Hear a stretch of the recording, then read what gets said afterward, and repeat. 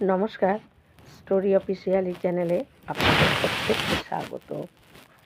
আমি আজকে এমন একটা কাহিনী বলছি যে অধর্মও ধর্ম হয়ে যায় একমাত্র ভক্তি থাকলে।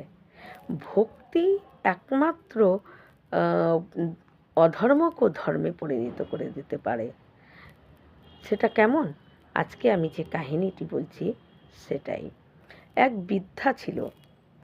বৃদ্ধার না কোনো সন্তান ছিল, না তার কেউ ছিল। থাকার মধ্যে ছিল তার একটা ঝুপড়ি ঘর আর একখানা গরু, একটাই গরু। আর সেই গরুতে 3 গ্লাস দুধ দিত। আর বৃদ্ধার প্রতিদিন নিয়ম ছিল জগন্নাথ প্রভুর মন্দিরে সে 1 গ্লাস করে দুধ দিত। কিন্তু 3 গ্লাস দুধের থেকে যদি 1 গ্লাস দুধ জগন্নাথ প্রভুকে দিয়ে দেয়, 2 গ্লাস থাকে। তাই 2 গ্লাস দুধে তার জীবন ধারণ করার যে প্রয়োজন, যে যতটুকু, সেটা সম্ভব না। তাই বৃদ্ধা কী করত, নদী পার হয়ে যখন যেত, সেই নদীর থেকে প্রতিদিন 2 গ্লাস করে জল দুধে মেশাতো। আর প্রভু জগন্নাথকে 1 গ্লাস জল মেশানো দুধই দিত, দিয়ে তারপর বাদবাকি দুধটা সে বিক্রি করে তারপর বাড়ি ফিরত। এটা তার নিয়ম ছিল।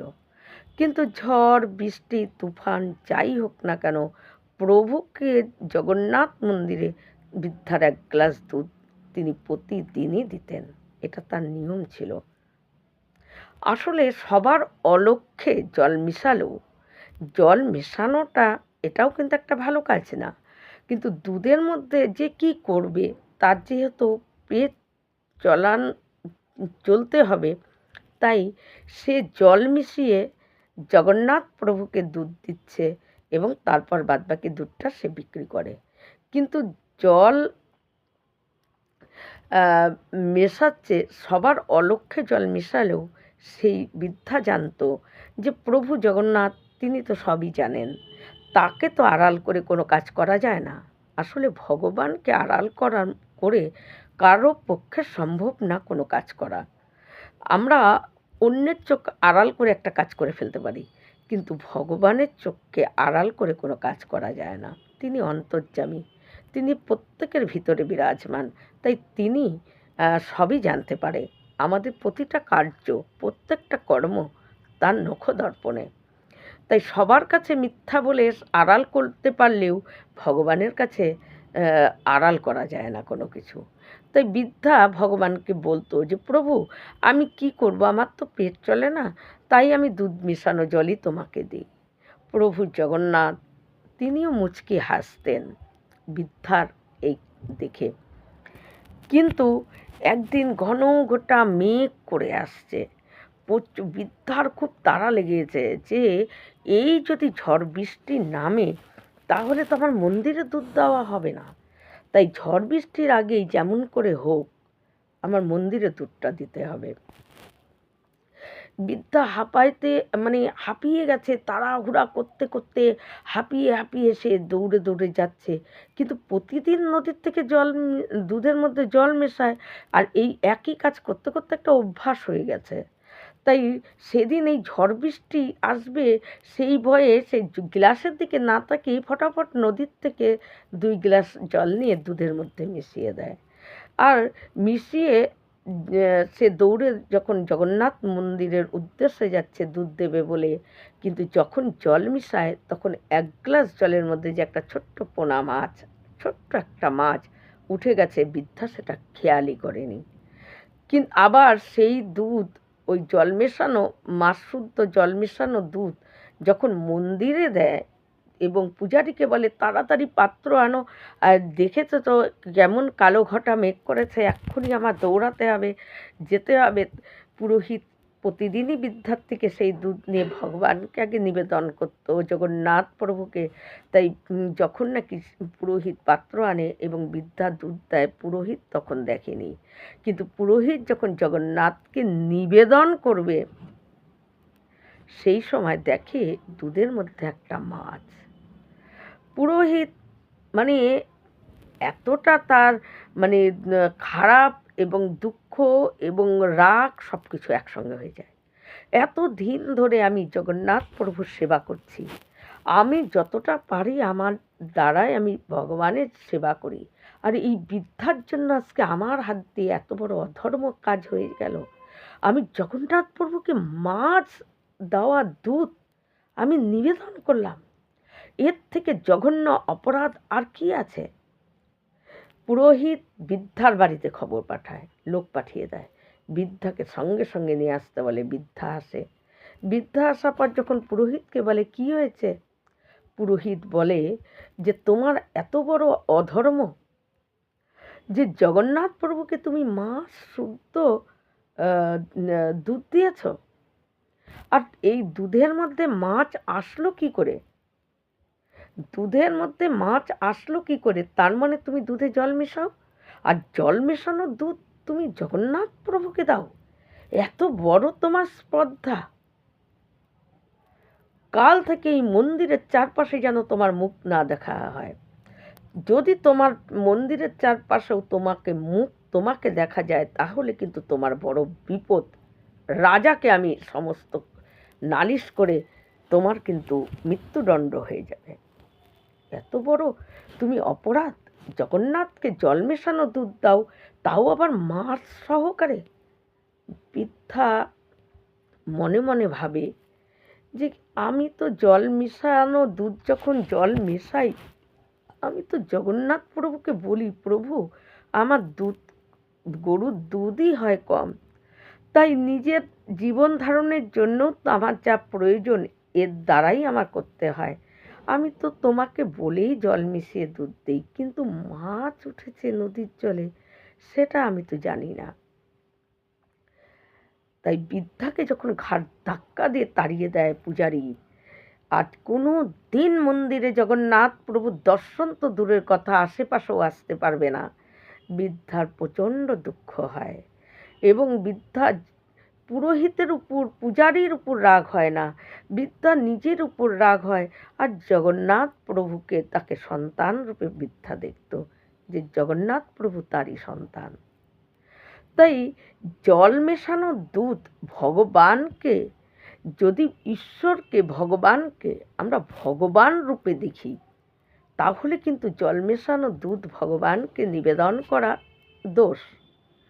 কিন্তু ভগবানকে যদি সন্তানের রূপে দেখি, ভগবানের সঙ্গে যদি কোনো সম্পর্ক আমরা জুড়ে নেই, ভগবানকে হয় সন্তান রূপে, নয় ভাই রূপে, নয় পতি রূপে, যে কোনো রূপে যদি আমরা নিজের করে দেখি, সম্পর্ক জুড়ে রাখি, তাহলে কিন্তু জল মেশানো দুধ দিলেও তার কোনো অপরাধ নেই। কারণ দুধ যদি বাড়িতে কম থাকে, নিজের সন্তানকে যদি একটু জল মিশিয়ে দুধটাকে বাড়িয়ে দেওয়া হয়, তাহলে কি মায়ের অপরাধ হয়? সন্তানকে জল মেশানো দুধ দেওয়ার জন্য মার অপরাধ হয় না। যে দুধ কম আছে একটু জল মিশিয়ে সন্তানকে দেওয়া হলো, মায়ের এতে অপরাধ হয় না। তাই প্রভু জগন্নাথকে সেই বৃদ্ধা সন্তান রূপে দেখে। তাই সন্তান রূপে দেখলে ভগবানকে জল মেশানো দুধ দেওয়াতে বৃদ্ধার কিন্তু কোনো অপরাধ হয়নি। কারণ সন্তানকে জল মেশানো দুধ দেওয়াতে মায়ের কোনো অপরাধ হয় না। তাই ভগবানকে সবসময় সম্পর্ক জুড়ে রাখতে হয়। ভগবানকে ভগবান রূপে পাওয়া দুর্লভ। বড় বড় তপস্যা করে, 1000 বছর তপস্যা করেও ভগবানকে ভগবান রূপে পাওয়া সম্ভব না। ভগবানকে পেতে গেলে তার সঙ্গে সম্পর্ক জুড়তে হয়। তাকে যদি পুত্র স্নেহে, ভাইয়ের স্নেহে, জীবনে যেটা আমাদের জীবনে কম আছে, পতি, বন্ধু, এইসব সম্পর্ক তার সঙ্গে জুড়ে নেওয়া যায়, তাহলে ভগবানকে কিন্তু নিজের তো বানিয়ে নেওয়া যায়, তাহলে তার প্রতি আমাদের অপরাধ কম হয়। তাই বৃদ্ধা তো জগন্নাথ প্রভুকে তার সন্তান ভাবে। তাই বৃদ্ধা মনে মনে বলতে বলতে যাচ্ছে যে এত বড় অধর্ম আমার দেখতে হলো, কিন্তু আমি তো বুঝতেও পারিনি। আমার অজান্তে যা হয়েছে, আমার অজান্তে। জেনে বুঝে আমি মাছ, জগন্নাথকে মাছ শুদ্ধ জল মানে দুধ আমি কখনো দেব না। কিন্তু খুব দুঃখ পায় মন্দিরে। তার সবচেয়ে বড় দুঃখ, জগন্নাথকে সে আর দেখতে পাবে না, মন্দিরে আশেপাশেও যেতে পারবে না। সে মনে ভাবে এই জীবন রেখে আর কী লাভ। যে জীবন আমি যদি মা হয়ে সন্তানকেই না দেখতে পাই, তার সেবাই যদি না করতে পারি, তাকে যদি একটু দুধই না দিতে পারি, তার দর্শন না পাই, তাহলে আমার এই জীবন রেখে লাভ কী? আমিও খাবো না, আর কিছু না। সে দুধও দোয়ায় না, আর নিজের জন্যও কিছু রান্না করে না, মনের দুঃখে শুয়ে পড়ে। সেই দিন সারা দিন না খেয়ে চলে যায়। এদিকে পরের দিন জগন্নাথ প্রভুকে বৃদ্ধা আর দুধ দিতে যায়নি, সে তো দুধ দোয়ায়নি, সে শুয়েই আছে। যে প্রভুকে দুধ দিতে যেরকম পারবো না, তাহলে এই দুধ অন্য মানুষকে বিক্রি করে নিজের জীবন ধারণ করে কী লাভ। তাই সেও না খেয়ে পড়ে আছে। কিন্তু ভগবান জগন্নাথ সেদিন ভোগ গ্রহণ করে না। সারা দিন প্রভু বিনা ভোগ গ্রহণ করে তিনিও না খেয়ে আছে, কারণ তিনি ভক্তবৎসল্য। তিনি জানেন যে তিনি আমাকে সন্তানের মতন ওই বৃদ্ধা দেখে। আমি জগতের প্রতি হলেও তার চোখে আমি তার একজন সন্তান। তাই মা যখন না খেয়ে এইভাবে আছে, আমি কি করে খাই? মা আমাকে দেখার জন্য কাঁদছে, আমি কি করে সেটা গ্রহণ করি? তাই জগন্নাথ প্রভুকে যেহেতু ওই দুধ সেদিনকে দেয়নি বৃদ্ধা, জগন্নাথ প্রভু ভোগ গ্রহণ করেনি। এদিকে পূজারীরা মনে মনে ভাবে সেই বৃদ্ধা মাসশুদ্ধ দুধ দিয়েছে, তার জন্যই হয়তো ভগবান রাগ করে কিছু খাচ্ছে না, আমাদের অপরাধ হয়েছে, সেই অপরাধের জন্য প্রভু কোনো কিছু গ্রহণ করছে না। রাজার কাছে খবর চলে যায়। রাজাও জগন্নাথের এই নিয়ে ভাবতে থাকে, কেন প্রভু ভোগ গ্রহণ করছে না। এই করে পরের দিন সন্ধ্যাবেলায় যখন দেখে সেই বৃদ্ধা, একেই তো সে বৃদ্ধ, তাতে না খেয়ে তার শরীর পায় আর যায় যায় অবস্থা, দুর্বল হয়ে গেছে। প্রভু ভক্তবৎসল্য, তিনি আর কি করে থাকেন। একটা ব্রাহ্মণের রূপ ধরে প্রভু জগন্নাথ বৃদ্ধার কাছে আসে। এসে মা মা করে ডাকতে থাকে। বৃদ্ধা ওই ঝুপড়ির থেকে বার হয়ে দেখে একজন ব্রাহ্মণ। বৃদ্ধা বলে, ব্রাহ্মণ দেবতা, কি কারণে আমাকে ডাকছেন? তখন ব্রাহ্মণ বলে, মা, আজকে সারা দিন নগরে নগরে ঘুরেছি, প্রত্যেকটা নগরের প্রত্যেকের বাড়ির দুয়ারে দুয়ারে ঘুরলাম, কোনোখানে কোনো কিছু খাওয়ার পাইনি, বড্ড খিদে পেয়েছে।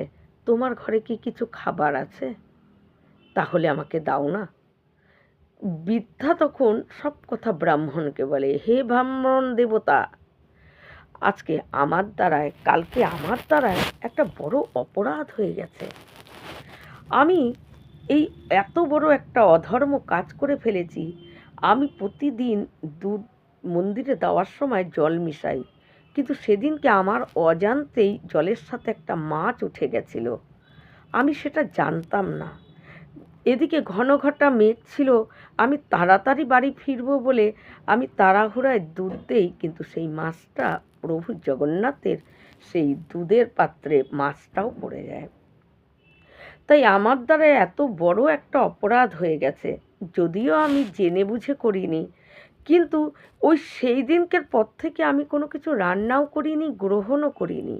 আর ঘরে তেমন কিচ্ছু নেই খাবার থাকার মধ্যে। ওই যে মাছ, শুদ্ধ যে দুধটা ছিল, যে জল মিশানো মাছের সঙ্গে যে জলের সঙ্গে যে মাছটা উঠে গেছিল, সেই দুধের মধ্যে সেই জলটা মেশানো ছিল, সেই যে মাছযুক্ত দুধটা সেটা আছে।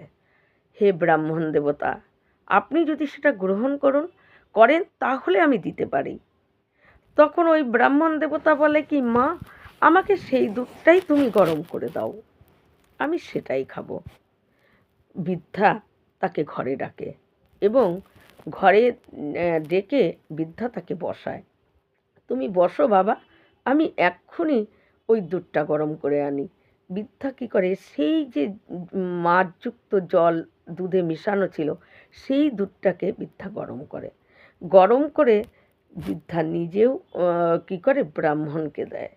কিন্তু জগন্নাথ রূপী ব্রাহ্মণ তিনি তো জানেন যে তার মাও না খেয়ে আছে, ওই বৃদ্ধাও না খেয়ে আছে। বলে, মা তুমি এতটুকু খাও, আমি এতটুকু খাই, আমি জানি তুমিও খাওনি কিছু। বলে, হ্যাঁ বাবা, আমারও এত বড় একটা অপরাধ করে ফেলেছি, আর সবচাইতে দুঃখ কি জানো, আমি আমার সন্তানকে মুখ আর দেখতে পাবো না, এমনকি তার আশেপাশেও আমার যাওয়া নিষেধ। তখন ওই ব্রাহ্মণ এই সমস্ত কথা বৃদ্ধা শুনে এবং দুজনেই দুধটা ভাগ করে খেয়ে ব্রাহ্মণ বলে, মা আমার খুব পেট ভরে গেছে, আমাকে একটু শুতে দিবে? তখন ব্রাহ্মণকে বৃদ্ধা বলে, বাবা এখন তো একটু শীত পড়ে গেছে, আমার কাছে একটা ছেঁড়া কাঁথা ছাড়া আর সম্বল বলতে কিছু নেই, তাই তুমি কি এই ছেঁড়া কাঁথা গায়ে দিয়ে ঘুমাতে পারবে? ব্রাহ্মণ বলে, হ্যাঁ মা পারবো, তুমি দাও, ছেঁড়া কাঁথাটাই দাও। ওই ছেঁড়া কাঁথা গায়ে দিয়ে ব্রাহ্মণ ঘুমিয়ে পড়ে। বৃদ্ধা অনেকক্ষণ ধরে সেই ব্রাহ্মণকে দেখে যে কি উজ্জ্বল ব্রাহ্মণ দেবতা, তার সারা শরীর দিয়ে মনে হচ্ছে যেন জ্যোতি প্রকাশ পাচ্ছে। বৃদ্ধা মনে মনে ভাবে, কি ব্রাহ্মণ দেবতা এই রকম একটা ছেঁড়া কাঁথা গায়ে দিয়ে কি সুন্দরভাবে শান্তির মতন করে মনে হচ্ছে যেন কি আরামে সে শয়ন করেছে। বৃদ্ধা দেখতে দেখতে তার চোখেও ঘুম এসে যায়। বৃদ্ধা কি করে, ওখানেই সেও কি করে ব্রাহ্মণ দেবতাকে দেখতে দেখতে সেখানেই একটু ঘুমে ঢলে পড়ে। এদিকে বৃদ্ধা যখনই ঘুমিয়ে পড়ে, ওই ব্রাহ্মণ দেবতা কি করে, তাড়াতাড়ি করে সেখান থেকে উঠে এবং সেই কাঁথা শুদ্ধই ব্রাহ্মণ দেবতা সেখান থেকে চলে যায়। আসলে ব্রাহ্মণ দেবতা তিনি তো জগন্নাথ প্রভু, তিনি চলে যান। এদিকে রাজা একটা, ওই শীত পড়েছে বলে জগন্নাথ প্রভুর মন্দিরে রাজা কি করে, রত্ন হিরে রত্ন সমস্ত জড়ানো একটা সুন্দর বহু মূল্যবান চাদর জগন্নাথ মন্দিরে জগন্নাথকে গায়ে দেওয়ার জন্য রাজা দেয়। আর এবং পূজারীকে বলে যে শীত পড়েছে, জগন্নাথ প্রভুকে এই চাদরটা প্রতিদিন গায়ে দিয়ে দিবে। তাই রাজার দেওয়া চাদরই জগন্নাথ প্রভু ওই শীতের সময় তাকে গায়ে দিয়ে দেওয়া হতো, ওই বহু মূল্যবান। কিন্তু বৃদ্ধা যখন ঘুমের থেকে তার ঘুম ভাঙে সকালে, বৃদ্ধা তাকিয়ে দেখে ব্রাহ্মণ দেবতা নেই। আরে ব্রাহ্মণ দেবতা কোথায় গেল? বৃদ্ধা দেখে তার ছেঁড়া কাঁথাটাও নেই। বৃদ্ধা তখন বলে, হায় হায় রে, এই ব্রাহ্মণ দেবতাকে আমি খেতে দিলাম, একটা রাত্রির তাকে আশ্রয় দিলাম, আর আমার একটাই ছেঁড়া কাঁথা, সে জানে তাকে বললাম, সেই ছেঁড়া কাঁথাটা নিয়ে সে চলে গেল। হায় রে, একটা ছেঁড়া কাঁথাই সম্বল ছিল, সেটাও সে নিয়ে চলে গেল। বৃদ্ধা একটু পরে যখন তাকিয়ে দেখে বিছনায়, দেখে আরে এই রকম একটা রত্ন হিরে রত্ন মানে দেওয়া এত মূল্যবান একটা চাদর। আরে এই চাদর তো রাজা জগন্নাথকে দিয়েছিল, আর পূজারী এই চাদর জগন্নাথকে গায়ে দিয়ে দিত, এই চাদর আসলো কি করে? বৃদ্ধা ভয়ে ভীত হয়ে যায় যে আমার ঘরে যদি এই চাদর দেখতে পায় রাজা, কোনোভাবে যদি খবর পায়, রাজা তো আমাকে মৃত্যুদণ্ড দেবে, কারণ এই চাদর তো রাজা জগন্নাথ প্রভুকে দিয়েছে, সেই চাদর আমার বাড়িতে আসলো কি করে? তা আমার তো মৃত্যুদণ্ড হয়ে যাবে। তাই বৃদ্ধা তখন মনে মনে স্থির করে যে তার থেকে আমি রাজাকে গিয়ে সব সত্যি কথা বলি। এদিকে মন্দিরে জগন্নাথ প্রভুর চাদর খোঁজাখুঁজি হচ্ছে, রাজার কানে তখনও আসেনি, এবং রাজার যখন মানে তখনও রাজাকে দেয়নি। এদিকে বৃদ্ধা কী করে ওই চাদরটা যাতে রাস্তাতেও কেউ দেখতে না পারে, অনেক ছেঁড়া কাপড় দিয়ে সে চাদরটাকে মুড়িয়ে একটা থলির মধ্যে নিয়ে চাদরটা নিয়ে রাজার বাড়ির উদ্দেশ্যে যায়। রাজার বাড়ির উদ্দেশ্যে যায় এবং রাজামশাইকে গিয়ে বলে, রাজামশাই আমি আপনাকে সম্পূর্ণ সত্যি কথা বলবো, আপনি আমাকে অভয় দিন, আমাকে কোনো মৃত্যুদণ্ড দেবেন না। রাজা বলে, যে না, কেন, কি হয়েছে, যে তোমার মৃত্যুদণ্ড, তুমি কি সত্যি কথা বলবে? বলে রাজামশাই, কাল এই চাদরটা সকালে আমার ঘরে দেখছি, কিন্তু আমি জানি না, কিন্তু কালকে সন্ধ্যাবেলায় এক ব্রাহ্মণ আমার ঘরে এসেছিল এবং সেই ব্রাহ্মণ আমার কাছে কিছু খেতে চায় এবং আশ্রয় চায়। আমি সারা রাত তাকে আশ্রয় দিয়েছিলাম, আমার সম্বল ছিল একটা ছেঁড়া কাঁথা, সেই ছেঁড়া কাঁথাটাই তাকে দিয়েছিলাম গায়ে দেওয়ার জন্য। সকালে উঠে দেখি ছেঁড়া কাঁথাও নেই, ব্রাহ্মণও নেই, কিন্তু এই মূল্যবান আপনার জগন্নাথকে দেওয়া যে চাদর, সেই চাদর আমার ঘরে। কিন্তু রাজামশাই বিশ্বাস করুন, আমি এর উপরন্ত আর কিচ্ছু জানি না, এই চাদর কি করে আসলো। রাজামশাই বলে ঠিক আছে। রাজামশাই বৃদ্ধাকে কোনো কিছু বলে না, কিন্তু রাজামশাই যখন দুপুরে তিনি মানে ঘুমের মতন হয়ে যায়, তখন প্রভু জগন্নাথ রাজার কাছে এসে স্বপ্ন দেখায় যে বৃদ্ধাকে এই চাদরটা আমি দিয়েছি, কারণ পূজারী বৃদ্ধাকে তাড়িয়ে দিয়েছিল। সে মনের দুঃখে সমস্ত কথা জগন্নাথ বলে, এই চাদর আমি বৃদ্ধাকে দিয়েছি, কারণ সে বড়ই আমার প্রিয়, সে আমাকে সন্তান রূপে দেখে, তাই আমি তাকে তার বাড়িতে গিয়ে, ব্রাহ্মণ রূপে তার বাড়িতে গিয়ে, তার বাড়িতে আশ্রয় নিয়ে আমি এই চাদরটা তাকে দিয়েছি। এদিকে সন্ধ্যাবেলায় যখন সময় পূজারীরা সেই চাদর খোঁজ পড়ে যে জগন্নাথ প্রভুকে গায়ে দিয়ে দিবে চাদর, কিন্তু রাজার চাদর যদি না পায়, রাজা তো পুরোহিত পূজারীদেরকে মৃত্যুদণ্ড দেবে। পূজারীরা ভয়ে ভীত হয়ে যায় এবং রাজার কাছে খবর দিতে যায়, যাবে এই রকম সময় দেখে রাজা দৌড়ায় আসে, সেই বৃদ্ধাকে রাজা সঙ্গে নিয়ে আসে। আসার পর পূজারীকে বলে, পূজারী জোরহাত করে বলে, রাজামশাই অপরাধ নেবেন না, আমরা কি নিজে জগন্নাথ প্রভুকে চাদর গায়ে দিয়ে দিয়েছিলাম, কিন্তু সকাল থেকে সেই চাদর আর দেখতে পাচ্ছি না, সেই চাদর আর পাওয়া যাচ্ছে না। কিন্তু রাজামশাই তখন বলে, এই চাদর এই বৃদ্ধার বাড়িতে। এই চাদরের কাহিনী আমি বলছি, প্রভু জগন্নাথ বৃদ্ধার বাড়িতে আশ্রয় নিয়ে আর বৃদ্ধার বাড়িতে সেই দুধ খেয়ে রাত্রি সে সেখানে বিশ্রাম নেয় এবং বৃদ্ধার এই কষ্ট দেখে জগন্নাথ প্রভু তাকে আমার দেওয়া চাদর বৃদ্ধাকে দিয়ে দিয়েছে। প্রভু আমাকে স্বপ্ন দেখিয়েছে যে ওই চাদর বৃদ্ধার শরীরে, যেন বৃদ্ধাকে প্রভু জগন্নাথ দিয়েছে। পূজারী দৌড়ে যায় বৃদ্ধার চরণে পড়ে, যে আমি ভগবানের যে লীলা আমি বুঝতে পারিনি, হে মা আমাকে ক্ষমা করো, আমি তোমাকে ওই দুধ, জল মেশানো দুধ, আর তার মধ্যে একটা তোমার অজান্তে মাছ উঠে গেছিল, নদীর জলের মাছ, সে উঠে গেছিল বলে তোমাকে আমি অনেক অপমান করে এই মন্দির থেকে তাড়িয়ে দিয়েছি। হে, আমি প্রভুর ভক্ত বৎসল্য প্রভু, আমি বুঝতে পারিনি যে প্রভুর করুণা, প্রভুর পরম ভক্ত না হলে প্রভুকে চেনা যায় না। তাই আমার মধ্যে এখনও প্রভুকে সেবা করার মতন সেরকম ভক্তি যে দৃষ্টি, সেই দৃষ্টি আমার ভিতরে প্রভু এখনও দান করেনি, তাই তোমাকে চিনতে পারিনি বৃদ্ধা, আমাকে তুমি ক্ষমা করো। বৃদ্ধা বলে, না বাবা, অপরাধ আমার না জানতে হলেও সেই অপরাধ তো আমারই হয়েছে, কারণ দুধের মধ্যে আমি প্রভুকে জল মেশানো দুধ প্রভুকে প্রতিদিন দিয়েছি, এটাও আমার বড় অপরাধ, অধর্ম।